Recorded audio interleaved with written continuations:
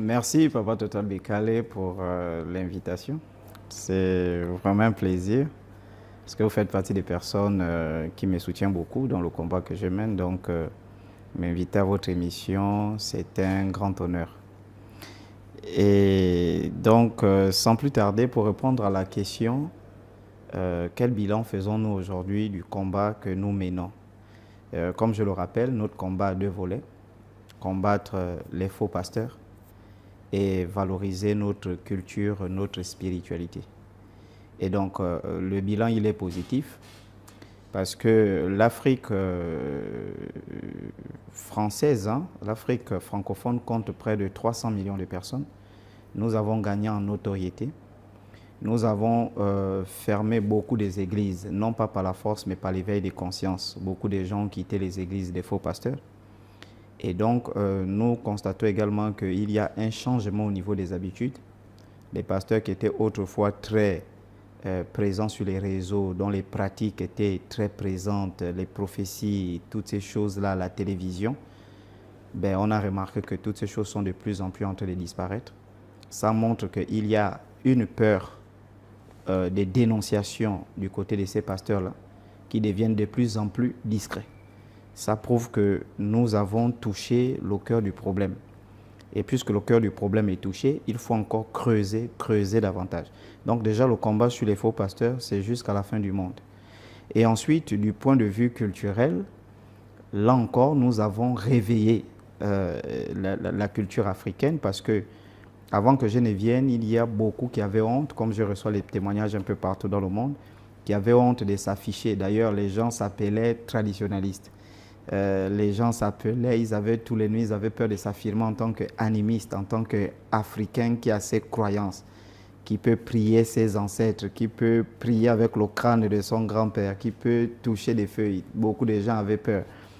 Et donc, quand on est venu remettre le pouvoir de l'animisme, l'importance de l'animisme pour l'Africain, aujourd'hui, les gens s'affirment et tout le monde revendique le retour à cette spiritualité-là, qui n'a pas disparu, mais avait été caché à cause du christianisme, de l'islam, qui ont passé leur temps à diaboliser cette spiritualité ancestrale. Alors, nous constatons, par rapport à cette lutte, à ce combat, Oui. il y a eu quand même beaucoup de dégâts. Oui. Nous constatons que vous n'êtes pas le même à la télé, vous n'êtes pas la même personne qui est sur Facebook, et que là-dedans, il y avait, je le dis directement, un peu de violence verbale. C'était dû à quoi?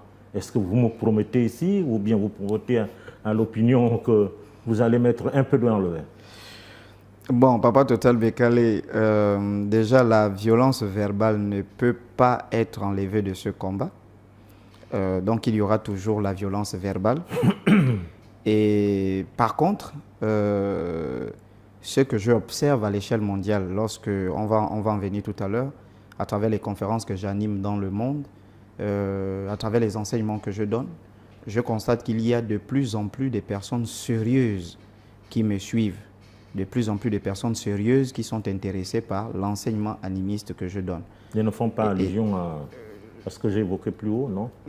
Non, ça veut dire que... Parce que tout ce que je reçois comme courrier, ils ont su que je voudrais voir l'antenne aujourd'hui. Oui, donc ces personnes sérieuses-là m'ont amené à prendre une décision, par exemple. C'est vrai qu'au début, j'étais très impliqué dans certains clashs, voilà, qui n'avaient parfois rien à y voir avec le combat que je mène. Parce que n'importe qui pouvait s'élever sur les réseaux, prononcer chocolat des filles, et puis moi, je réagissais. Donc, par amour pour ces personnes sérieuses qui me suivent, je me suis dit, bon, il y a des clashs que je vais arrêter de faire. Mais je ne peux pas exclure la violence verbale du combat que je mène. Mais il y a quand même deux catégories de personnes qui vous suivent. Il y a les enfants, il y a les adultes. Oui. Les jeunes ne sauront pas faire la part des choses. Ils penseront que c'est bien ce que vous faites, les propos que vous sortez. D'accord. C'est une question qu'on pose généralement. Mais aujourd'hui, quand vous voyez la société gabonaise, vous avez toutes ces petites filles qui passent sur les réseaux sociaux, qui dansent à moitié nues. Ce qui n'est pas bien. Ce qui n'est pas bien, mais il n'y a pas des gens qui viennent donner des leçons de morale à ces filles. Qu'est-ce que tu en sais? Mais je regarde les commentaires. Les gens apprécient. On voit tous ces petits des établissements publics ou des établissements privés ou des lycées qui font du désordre sur les réseaux sociaux. La société ne les interpelle pas en disant il y a des enfants qui vous suivent, au contraire. Mais pourquoi? C'est quand moi je viens dénoncer des choses avec violence verbale que les enfants me suivent. Je vois il y a des chanteurs de la musique urbaine qui, dans leurs paroles, ils chantent la grossièreté, ils font l'apologie du chanvre, ils font l'apologie de la criminalité, du braquage, du sexe. Et là, les enfants ne suivent pas. Les mêmes qui disent les enfants te suivent là, les mêmes parents là, écoutent cette musique-là.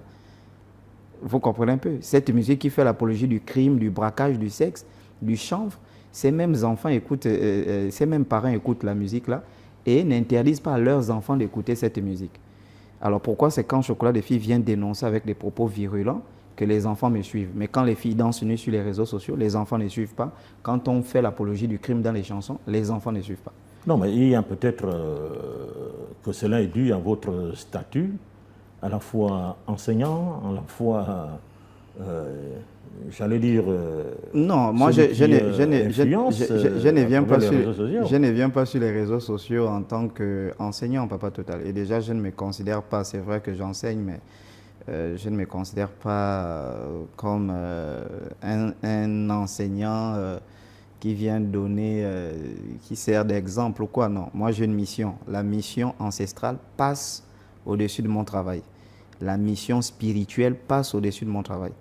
Voilà, comme j'ai dit, le travail que je fais, ce n'est pas de moi-même que je le fais. C'est une mission. Et donc cette mission-là, que je mange, que je ne mange pas, je vais l'accomplir. Cette mission-là, que je sois payé ou pas, je vais l'accomplir. Et donc quand moi je viens, c'est par rapport à la mission. Et cette mission a 3 plans. Premièrement, la dénonciation. C'est pourquoi vous allez voir dans le style de dénonciation, j'utilise un langage dur. Mais ensuite, il y a la catéchèse. Il y a l'enseignement. Vous voyez un peu. Voilà. Et dans l'enseignement, là, par contre, on a un style un peu plus académique, un peu plus simple, etc., etc. Ensuite, il y a des... comment est-ce qu'on appelle les conférences? On ne discute jamais des religions ni des spiritualités. Quand on se retrouve, on discute de la vie, des valeurs, de l'avenir du Gabon, de ce qu'on peut transmettre à nos enfants. Jamais des spiritualités ni de religion. Pourtant, ce sont des chrétiens, on a gardé de très bonnes relations. Mais cela n'exclut pas que beaucoup de chrétiens sont intolérants. Voilà, dans leur vision de la vie, c'est que ce qui est juste pour eux, c'est ce qui est chrétien.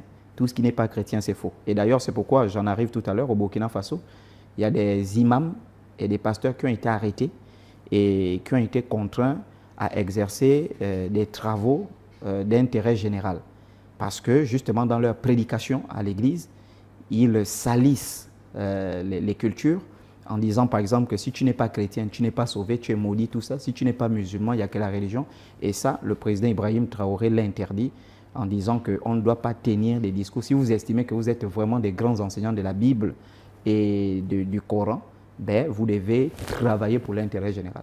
Et donc, tout ça, c'est interdit. D'ailleurs, j'en arrive, quand j'ai animé des conférences là-bas, on m'a bel et bien dit que, bon, ici, voilà, il y a un discours qu'on tient sans pourtant s'aimer la division sociale. Tout à fait. Bon, on va revenir un peu sur ces voyages, mais quand même,